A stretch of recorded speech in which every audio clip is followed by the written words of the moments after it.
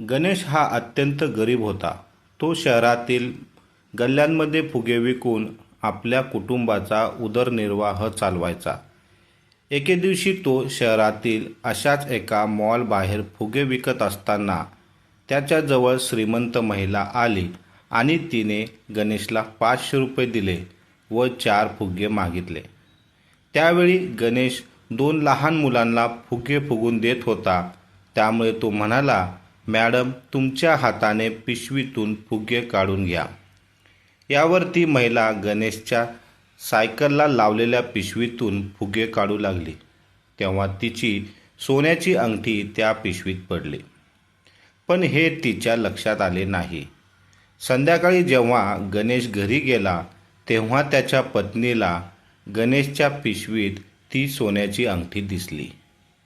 ते पाहून त्यांची पत्नी म्हणाली, "जर आपण ही सोन्याची अंगठी विकली तर आपल्याला खूप सारे पैसे भेटतील.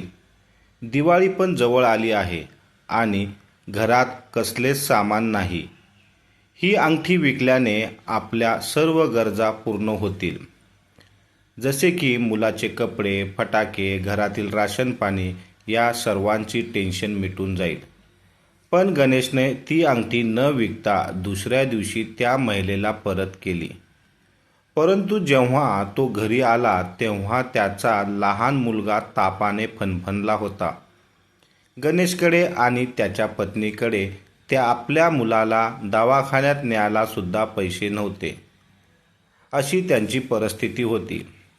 गणेश घरात येताच त्याची पत्नी त्याला म्हणू लागली, "तुमचा प्रामाणिकपणा एके दिवशी आपल्या मुलाचा जीव घेईल."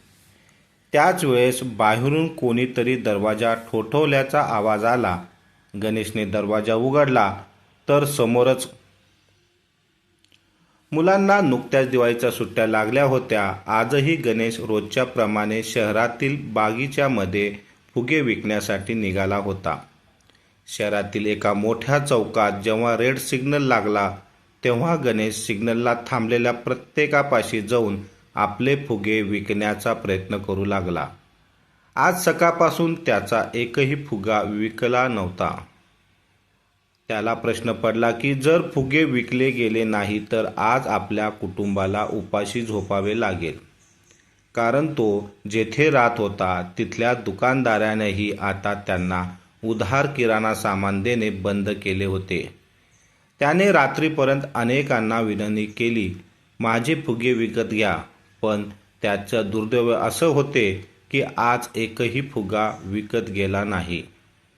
तो खूप उदास होऊन घरी परतला. आज त्याचा खिसा पूर्णपणे मोकळा होता. घरात येतात त्याच्या पत्नीने त्याला विचारलं, "काय झालं? फुगे विकले गेले की नाही?" यावर गणेशने नाहीमध्ये मान हलवली आणि म्हणू लागला की एकही फुगा विकला गेला नाही. "मी खूप प्रयत्न केले." हे बोलत असताना त्याच्या डोळ्यातून अश्रू आले. मग त्याची पत्नी त्याला म्हणू लागली, "सकाळपासून मी मुलांना सांगत आहे की तुझे वडील आल्यावर थोडाफार किराणा सामान आणता येईल. आता तुम्ही सांगा मी त्यांना काय खायला घालू? मी स्वतः तर उपाशी राहू शकते पण मुलांना असे उपाशी ठेवू शकत नाही." हे बोलत असताना गणेशची पत्नी कविताच्या डोळ्यातून अश्रू आले. मुलं आपले वडील आल्याचे पाहून धावत आले आणि वडिलांना विचारू लागले, "बाबा बाबा, तुम्ही किराणा सामान आणलं का?" यावर गणेश पुढे काहीच बोलू शकला नाही. मग त्याची मुलगी म्हणू लागली, "मला खूप भूक लागली आहे." यावर त्याने आपल्या मुलीला छातीशी धरले आणि तो रडू लागला. जेव्हापासून महागाई वाढली होती आणि त्याचा धंदा कमी झाला होता तेव्हापासून बिचारे आणि त्याचे कुटुंबाचे खूप हाल होत होते. नाहीतर तो कसेबसे घरात डाळ भाकरीची व्यवस्था तर करतच होता. मुलाच्या तोंडाकडे पाहून तो घराबाहेर पडला. त्यानंतर तिथून तो जवळ असलेल्या एका मंदिराजवळ गेला आणि गुडघ्यावर बसून देवाला प्रार्थना करू लागला की "हे प्रभू, माझी मदत कर. घरात माझी मुलं उपाशी आहेत." ते पाहून काही लोक आसपास चर्चा करू लागले की चांगला हत्ता कट्टा दिसत आहे, मग याला कष्ट करायला काय झाले होते? जेव्हा हे गणेशने ऐकले तेव्हा तो त्या लोकांना म्हणू लागला, असे नाही की मी कष्ट करतोय. दिवसभर शहरातील गल्ल्यामध्ये मी फुगे विकत असतो, पण कोणीच माझे फुगे विकत घेत नाही. मी खूप गरीब आहे. कृपया तुम्ही माझी काहीतरी मदत करा. असे म्हणत तो रडू लागला. यावर त्या लोकांनी त्याच्यावर दया दाखवत त्याला काही पैसे दिले आणि त्याला सांगितले की या मंदिराबाहेर उभा राहून तू फुगे विकत जा. येथे तुझे फुगे विकले जातील. गणेश त्या लोकांचे आभार मानून घराकडे निघाला. जाता जाता तो दुकानदारातून तांदूळ आणि डाळ घेऊन घरी गेला. आजचा दिवस तर त्याचा कसाबसा भागला होता, पण त्याला उद्याची चिंता सतावू लागली होती. दुसऱ्या दिवशी सकाळी तो लवकर उठून त्या मंदिराजवळ फुगे विकायला गेला. मग काही वेळाने तिथल्या मेन रोडवरून एक कार चालली होती. ती कार त्याच्याजवळ येऊन थांबली. ती कार साधारणतः 30-32 वयाची श्रीमंत महिला चालवत होती. तर मागच्या सीटवर तिचे 2 लहान मुलं तिच्याकडे फुगे घेण्यासाठी हट्ट करत होते. ते पाहून गणेश त्या कारजवळ गेला. तिची मुलं गणेशला फुगे मागू लागली. यावर ती महिला म्हणाली, यांना जे फुगे पाहिजे आहेत ते द्या. मग गणेशने त्या मुलांना विचारलं, तुम्हाला कुठला फुगा हवा आहे?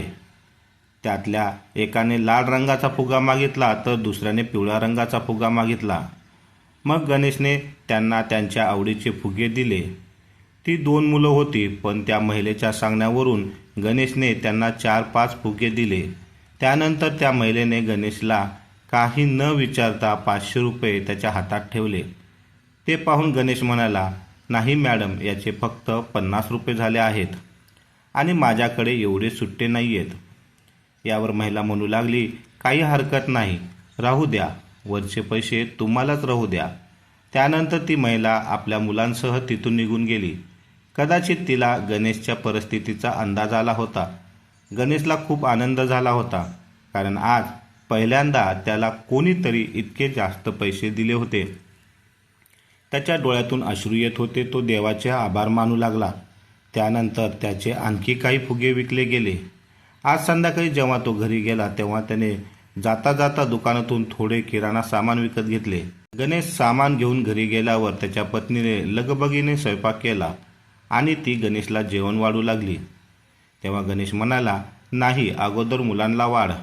यावर त्याची पत्नी म्हणाली, तुम्ही सकाळपासून उपाशी आहात. मग गणेश म्हणाला, आणि तू? पुढे काही न बोलता गणेशच्या पत्नीने सर्वांना जेवण वाढले आणि सर्वांनी आज एकत्र पोटभर जेवण केले. त्यानंतर पुढे असे काही दिवस निघून गेले.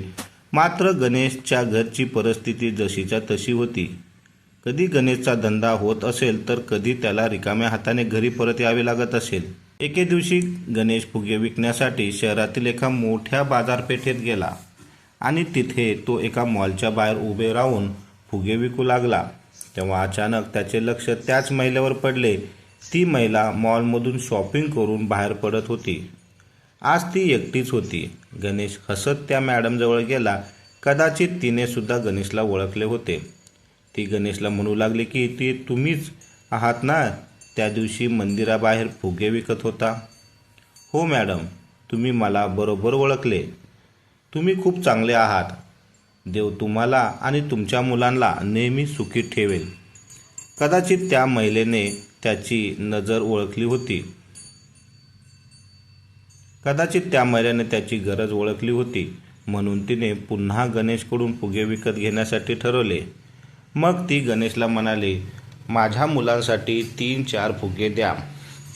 त्यावेळी गणेशकडे 2-3 मुलं फुगे घेण्यासाठी आले होते. गणेश त्यांना फुगे फुगून देत होता. गणेश मॅडमला म्हणाला, मॅडम, या पिशवीतून तुमच्या आवडत्या कलरचे फुगे काढून द्या. यावर त्या महिलाने पिशवीतील 4-5 फुगे काढले आणि तिने त्याच्या पर्समधून आजही 500 रुपयाची नोट काढून गणेशच्या हातावर ठेवली. यावर गणेश म्हणाला, मॅडम, तुम्ही मला शर्मिंदा करू नका. याआधीही तुम्ही माझी मदत केली आहे. हे फुगे तुम्ही माझ्याकडून असेच तुमच्या मुलासाठी घेऊन जावा. मग ती महिला म्हणाली, नाही, हे घ्या, तुम्ही तुमच्या मुलासाठी काहीतरी खायला घेऊन जावा. ती महिला खूप चांगली होती. त्यानंतर ती महिला तिथून पार्किंगमध्ये गेली आणि तिने तिच्याकडचे सर्व सामान आपल्या कारच्या डिक्कीमध्ये ठेवले व तिथून ती निघून गेली. त्या महिलेकडे रेड कलरची कार होती. ती खूप श्रीमंत वाटत होती. संध्याकाळी गणेश आज खूप खुश होऊन घरी आला होता, कारण आज पुन्हा त्याला त्या महिलेने 500ची नोट दिली होती. येताना त्याने बरेच किराणा सामान आणले होते. ते पाहून त्याची पत्नी खूप खुश झाली. त्यानंतर ती गणेशच्या पिशवीतून सामान बाहेर काढू लागली. तेव्हा अचानक तिचे लक्ष पिशवीतील चमकणाऱ्या एका वस्तूवर पडले. तिने पटकन सर्व सामान बाहेर काढले तर त्याखाली एक सोन्याची अंगठी होती. गणेशच्या घरात लाईट तर नव्हती, फक्त एक नावापुरता कंदील होता. कंदिलाच्या उजेडात पाहिल्यावर ती अंगठी आणखीनच चमकू लागली. ते पाहून ते दोघंही चकित झाले.